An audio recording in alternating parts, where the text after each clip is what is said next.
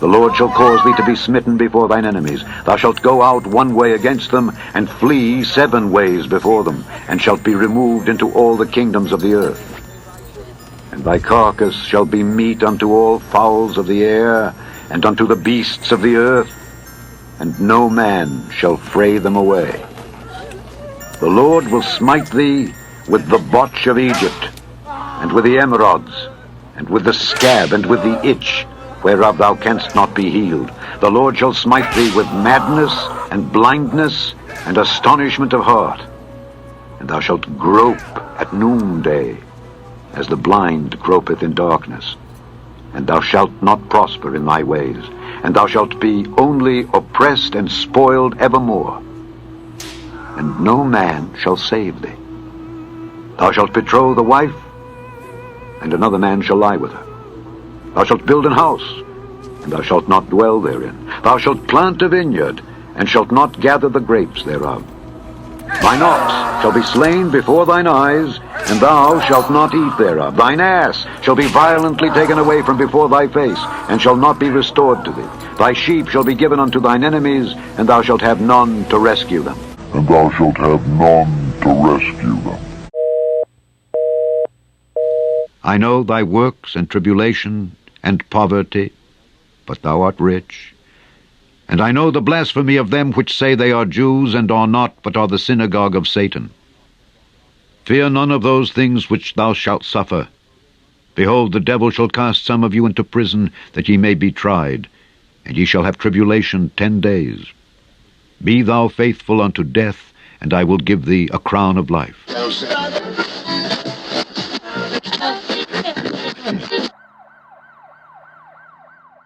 According to history, both modern and ancient, whether it's well hidden or open to public view, the Jews, Hebrews, and Israelites and descendants of Shem have always been Negroes or black or have melanated skin, but over the last 600 years history has become skewed with the rise of a new global power. History books have been flipped upside down, whole entire nations have been hidden or whitewashed. Paper genocide has been committed against many peoples of the earth on a mass scale, wiping out traces of people's lineages and true history. The title of God's chosen people is highly coveted, sought after, and envied. The Bible tells us that the true Jew's identity will be stolen for a period of time.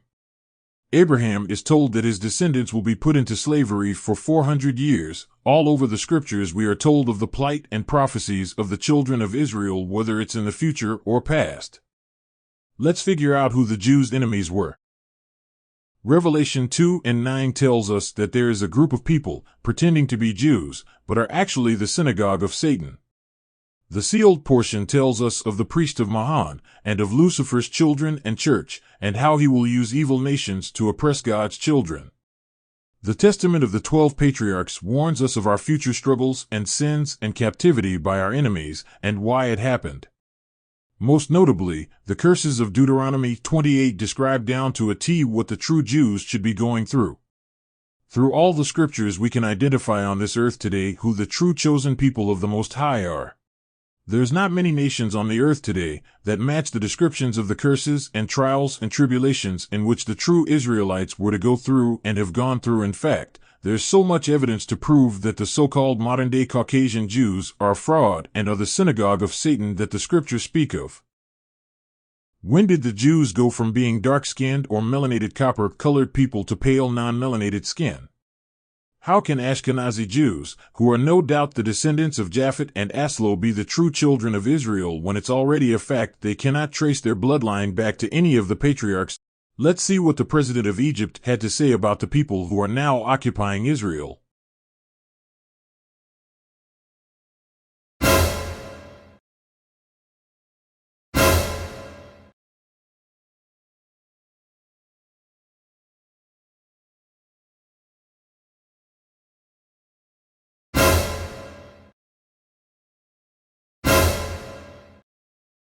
The scripture said that the Jews will be held in captivity until the time of the Gentiles has ended. We're told that the Most High will save us, and no man will come to help the children of Israel, that they will be scattered throughout all corners of the earth, both north and south kingdom in slavery together. Their land will be stolen. Their identity will be stolen. All of their records and possessions will be destroyed and or stolen or covered up, like we are told in Joab 9:24. We are told that the Most High will restore all 12 tribes into their lands at the end, and make them whole, and also make all the other nations of the earth come before them and bow down to them to confess that they are indeed the true people of the Bible. How so can they be the real Israelites in Israel right now? While fitting none of the descriptions, let alone not even being the same race as the Israelites that were described all throughout history up until recently. Something is clearly wrong, and there is deception afoot. Let us not forget the Psalms 83 confederation. Psalm 83. Keep not thou silence, O God. Hold not thy peace, and be not still, O God. For lo, thine enemies make a tumult, and they that hate thee have lifted up the head. They have taken crafty counsel against thy people, and consulted against thy hidden ones. They have said, Come, and let us cut them off from being a nation, that the name of Israel may be no more in remembrance. For they have consulted together with one consent. They are confederate against thee. The tabernacles of Edom and the Ishmaelites, of Moab and the Hagarenes, Gebal and Ammon and Amalek, the Philistines with the inhabitants of Tyre, Asser also is joined with them. They've holpen the children of Lot. Selah. And all these nations listed are still here today under different names and inhabiting different lands. Do the modern Caucasian Jews match the description of the Israelites? Or do they match the description of the wicked nations and people that will destroy God's chosen children and be part of making them suffer, while working with Lucifer to take over the Most High's creation and steal Jacob's blessing? Remember, the same group of people who teach us the Bible and lay claim to it are also the only people being accused of faking a moon landing and whitewashing the Bible and history. We let these people also teach us the scriptures. Something is wrong. How can you be the people and own the media? How can you be the people and own so much money and real estate everywhere? How can you be the people and suffer from Tay-Sachs disease? How can you be the people and have the United States military at your disposal? Not to mention get billions in aid every year from the USA and other nations, all along telling the Negro who perfectly matches the real Hebrews they are not the real people. Why us? Huh? Why black people? Who knows? King devils. Yea, saith the Lord. Yea, saith the Lord. Yea, come out of him, you foul devils. In the name of Jesus. Thank God. Get ready. This is the power of God. Come out of us. This is the power of God. This is the power of God. This is the power. Who has been controlling the employment, the economy, and does all the hiring and firing at the highest levels? The Gentiles. Who reaps from all the resources of the land? The Gentiles. Who committed religious fraud, giving the people a false white Jesus? The Gentiles. Who has committed social fraud, having Jacob, the people of color, living in housing projects on their own land? The Gentiles. Who has passed laws to allow police officers to murder Jacob without a consequence? The Gentiles. Who has stripped Jacob of all his rights to freely use all the resources of his own land, preventing him from obtaining his economic independence? The Gentile. Who gave Jacob the throwaways of the refused food to eat at a detriment to his health, giving him diabetes, high blood pressure, because he is no longer in control of the production of his own food? And to make sure he stays off balance, you lace every square block in his neighborhood or housing project with a liquor store. Who released the drugs in the neighborhood? Those of us who live in those neighborhoods, we know there is a connect to a connect to a connect, and the main connect is never the face of a Negro. And we all know most of them in the projects or the inner cities didn't have passports to be able to leave the country and bring in these drugs in the 80s and 90s. I'll take it a little further. Many people of color at that point in time never even left the state in which they were born. So who's bringing in the guns and the drugs? Who sent every other nation in the world into Jacob, the people of color's neighborhood, to leech off whatever resources they had circulating in their own neighborhoods? Middle Eastern grocery stores, Chinese restaurant, Korean fruits and veggies, Indian gas station, Chinese beauty supply. And they all take our money and disrespect while they leech off our resources. If it's sports, the Jewish agent robs the ball player. If it's music, the Jewish lawyer robs the rapper. Then you say everyone else can do it, pull yourself up by your bootstraps. But when Jacob does just that, you get envious and you burn down his buildings like Tulsa, Oklahoma in 1921.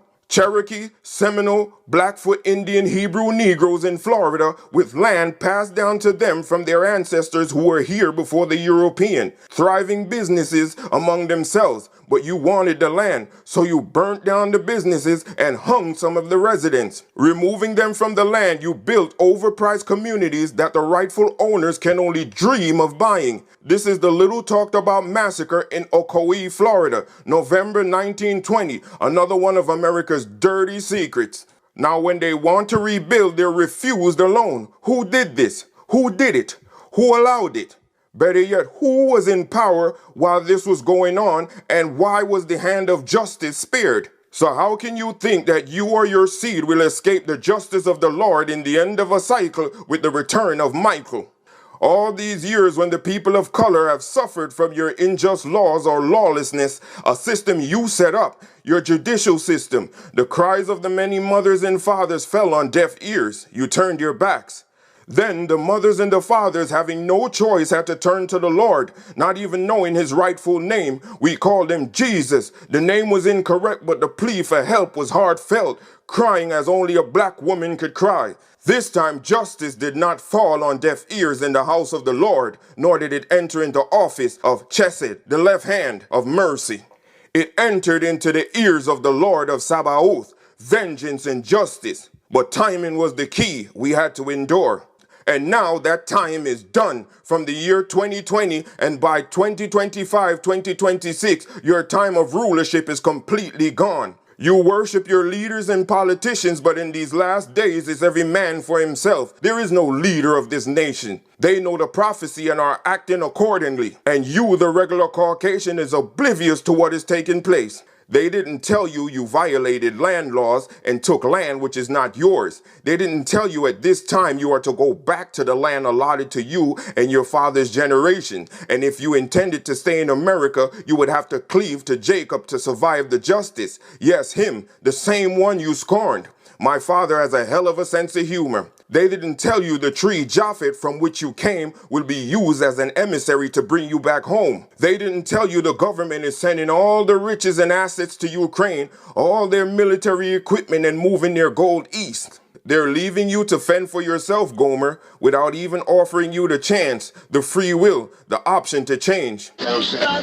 Hitler was, and the Nazis, of course, expanded on Margaret Sanger's approach to eugenics, right? Eugenics was a movement that was born in the United States under hard doctrines of racism with the intent of eliminating the tribe of Judah in the African-American community in this country, right? To eliminate them. That's why she formed Planned Parenthood, was specifically to kill African-American, black Americans. In the late 80s and early 90s, I was what you may call a decision maker with one of the more established companies in the music industry. I came to Europe in the early 80s and quickly established myself in the business. The industry was different back then, since technology and media weren't accessible to people like they are today. This may explain why in early 1991, I was invited to attend a closed-door meeting with a small group of business insiders to discuss rap music's new direction. Rap music's new direction. Yeah. Little did I know we would be asked to participate in one of the most unethical and destructive business practices ever seen. So this was the meeting. The meeting was held at a private residence on the outskirts of Los Angeles. I remember about 25 to 30 people were being there. Right. Most of them familiar faces. Speaking of those I knew, we joked about the theme of the meeting, as many of us did not care for rap and failed to see the purpose of being invited to a private meeting to discuss the future of hip-hop. Talk to them. Among the attendees was a small group of unfamiliar faces who stayed to themselves and made no attempt to socialize beyond their circle. Based on their behavior and formal appearances, they didn't seem to be from our industry. We were asked to sign a confidentiality agreement preventing us from publicly discussing the information presented during the meeting. Needless to say, this intrigued, in some cases, disturbed many of us. The agreement was only a page long, but very clear on matters and consequences, which stated that violating the terms would result in job termination immediately. The subject quickly changed as the speaker went on to tell us that the respective companies we represented had invested in a very profitable industry, which could become even more rewarding with our active involvement. Damn. He explained that the companies we worked for had invested millions into the building of privately owned prisons, and that our positions of influence in the music industry would actually impact the profitability of these investments. Then he says, I remember many of us in the group immediately looking at each other in awe and confusion. At the same time, I didn't know what a private prison was, but I wasn't the only one. Sure enough, someone asked what these prisons were and what any of this had to do with music. We were told that these prisons were built by privately owned companies who receive funding from the government based on the number of inmates. The more inmates, the more the government would pay these prisons. It was also made clear to us that since these prisons are privately owned, as they become publicly traded, we'd be able to buy shares. Most of us were taken back by this. Again, a couple of people asked what this had to do with us. At this point, my industry colleague who had first opened the meeting took the floor again and answered our questions. He told us that since our employees had become solid investors in this prison business, it was now in their interest to make sure that these prisons remain filled. Our job would be to help make this happen by making music which promote criminal behavior, rap being the music of choice. He assured us that this would be a great situation for us because rap music was becoming an increasingly profitable market for our companies, and as employees, we also be able to buy stocks in these prisons. America a racist country? Fuck yeah. Totally racist? Hell yeah. To the bone.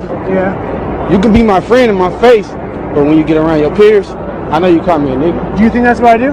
Yeah. What about, I'm a Jewish person. You don't think it's I'm Jewish. I'm the real Jew. You're not Jewish. I think I'm Jewish, man. You're not Jewish. I pray 3 times a day. You're not Jewish. I eat kosher. You see these black people out here, we the real Jews. You feel me? Not really, no. Yes. This conversation is done. Now that we have provided evidence of who God's chosen people are and are not, let us go through the thousands of articles, books, art, media, and other historical documents showing that the Jews are indeed melanated dark-skinned copper-colored people. We will show proof that the Sephardic Jews and Moors of Spain were all dark black men that wore hoop earrings. We will see that King Solomon owned what is now the Iberian Peninsula, and that the kings and queens that came after were descendants of him and Judah. In fact, all British royalty were melanated up until the last 200 years. Here's some proof of that. The inhabitants of the Iberian Peninsula were melanated. Let's establish this through the hundreds of articles and books.